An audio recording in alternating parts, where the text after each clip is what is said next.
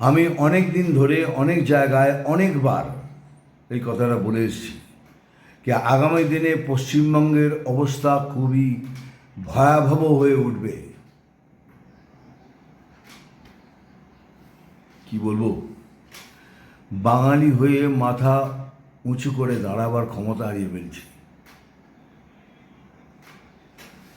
পরিবারের প্রতি আমার সম্পূর্ণ সহানুভূতি রইল, আর যারা যারা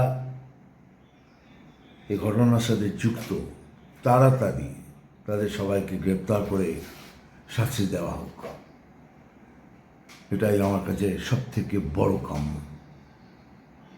সময় বার্তা দিলেন শেকড়টা যেন না ভুলে যায়, মানে নন্দীগ্রাম যেন না তারা ভুলে যায় কখন। আমাদের এখান থেকে এটা গ্রামীণ এলাকা, কৃষি নির্ভর অর্থনীতি, এখান থেকেও কিন্তু দেশের সেবায় অনেক নীতি তৈরি হচ্ছে। এবার এই আইআইটিতেও র্যাঙ্ক করেছে, কানপুর আইআইটিতে র্যাঙ্ক করেছে, মেডিকেলেও বেশ কয়েকজন চান্স পেয়েছে।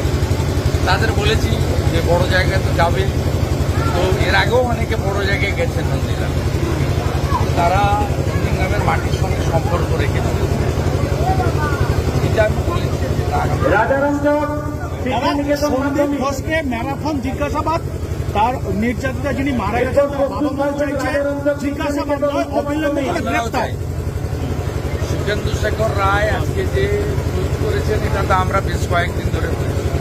সন্দীপ রাজারামচক শিক্ষা নিকেতন উচ্চ মাধ্যমিক শেখ মেহবুব আলম, কবিতা বেরা, বিপাশা দাস, ইনিয়া পারভিন, অনেক পুজো কমিটি দুর্গা পুজোর 85,000 টাকা নেবে না বলে ইতিমধ্যে বলেছেন কলকাতা এবং জেলা।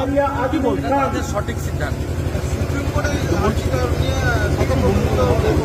অত্যন্ত গুরুত্বপূর্ণ। এরপরে প্রস্তুত থাকুন রাজারামচক শিক্ষা নিকেতন উচ্চ মাধ্যমিক দেশের সর্বোচ্চ আদালত মঞ্চে উঠবেন। তারা সৌমত নিয়েছেন, এটা অত্যন্ত উৎসাহজনক এবং আমরা সকলে আশাবাদী। দাদা, ডার্বি গতকাল বাতিল হয়েছিল, আজকে 144 ধারা জারি করলো বিধাননগর। এখন 163, নট 144। হ্যাঁ, তারা জারি নতুন ন্যায় সংহিতাতে 163।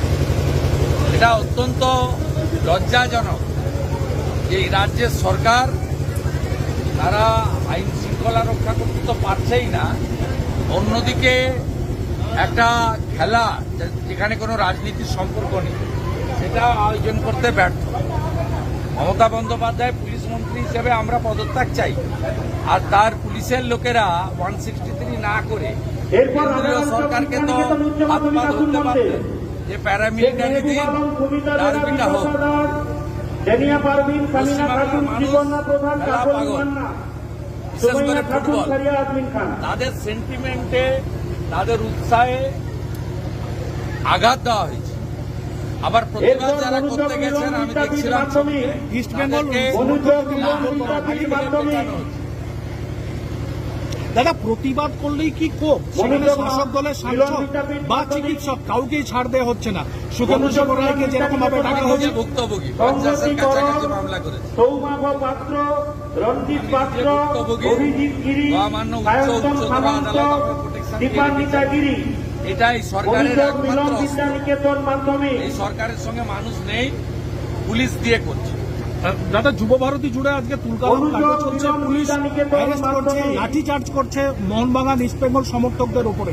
কি বলবেন? যারা ভোট দিয়ে এই সরকারকে এনেছিলেন তারাই বুঝুন, সময় এসেছে শিকড় থেকে উপড়ে ফেলার। তারপরে সময় এসেছে পতাকা তুলে সরিয়ে রেখে উচ্চ মাধ্যমিক নবান্ন চলো এবং পদত্যাগ করতে বাধ্য করানো। এ পদত্যাগ করবে না, অনুযোগ মিলন বিদ্যা নিকেতন এ পদত্যাগ করবে না, পদত্যাগ করাতে হবে। ডাক দিন, যে কেউ ডাক দিন, আমি আছি, অ্যাজ এ সিটিজেন আছি। দাদা, তৃণমূলের আজকে একটা প্রতিনিধি দল গোকুলনগরে নির্যাতিতার সঙ্গে দেখা করলেন এবং গতকালই আমি নির্যাতিতার স্বামী, তার সঙ্গে টেলিফোনে কথা বলেছি। এটা প্রথমত বলেনি নিন্দনীয়, দ্বিতীয়ত বলেনি এটা পারিবারিক, এর সঙ্গে রাজনীতির কোনো সম্পর্ক নেই। তৃতীয়ত বলেনি ভিডিওতে যাদের দেখা গেছে পুলিশ তাদের ধরেছে এবং ধরা উচিত। ইতিমধ্যে 5 জনকে আমাদের কোনো আপত্তি নেই। আমি যারা পরিযায়ী এসেছিলেন, যারা মমতা ব্যানার্জির কোম্পানির কর্মচারীরা এসেছিলেন, তাদেরকে আমি বলবো আপনার রথিবালা আড়ির বাড়িটা গেলেন না কেন? এই নির্যাতিতা যদি মহিলা হন, আমি তো বলছি নিন্দনীয়। সৌরভ আমাদের আগে বিজেপি করত, জয়দেবের সঙ্গে তৃণমূলে গেছে। আমি কাল রাত্রেই অভিজিতের ফোন থেকে কথা বলেছি, নিন্দা করেছি। আমি বলছি না পারিবারিক ভিডিও ফুটেজে যাদের দেখা যাচ্ছে তাদের গ্রেপ্তার করেছে, যদি কেউ বাকি থাকে তাদেরও কেউ বাধা দেবে। আমি কোনো প্রোটেকশন তাদেরকে দেবো না, আমাদের পার্টি থানায় যাবে না, ক্লিয়ার।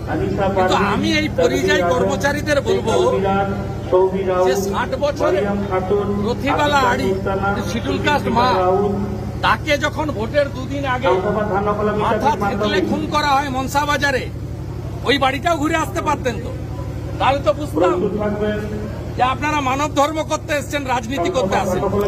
দাদা, আরজি কর নিয়ে দৃষ্টি ঘোরানোর জন্য কি নন্দীগ্রামের প্রতিনিধি দল? না না, ওটা খুব বড় ব্যাপার। আরজি কর ডাক্তার বোন, তার সরকারি ধর্ষণ খুন, ওটা অনেক বড় ব্যাপার, এটা পৃথিবীর ইস্যু, সামাজিক ব্যাধি। তার সঙ্গে কোনো বিষয়কে তুলনা করলে চলবে না। আমি এই বিষয় ক্লিয়ার করেছি, আমি ওর বাড়ির সঙ্গে কথা বলেছি, আমি নিন্দা করেছি, পারিবারিক বিরোধ বলেছি। যাদের ছবিতে দেখা গেছে গ্রেপ্তার হয়েছে 5 জন, আরো যদি কেউ তাকে ফটো দেখে গ্রেপ্তার করুন, কোনো আপত্তি নেই, আমাদের কেউ যাবে না, কোনো সাপোর্ট করব না, পরিষ্কার কথা। আমার স্ট্যান্ড খুব ক্লিয়ার। নন্দীগ্রামে আমি ভোটে জিতি একটা দল থেকে, মানব ধর্ম করি সারা বছর। মমতা ব্যানার্জিকে যারা ভোট দিয়েছেন তারাও আমার নাগরিক, আমি এই নীতিতে বিশ্বাস করি। যে এখানে যারা দল বেঁধে ছুটির দিন এসেছিলেন ছবি তোলার জন্য, তারা রথিবালা আড়ির বাড়িতে যদি ঘুরে আসতেন তাহলেও বুঝতাম যে আপনারা রাজনীতি করতে আসেন।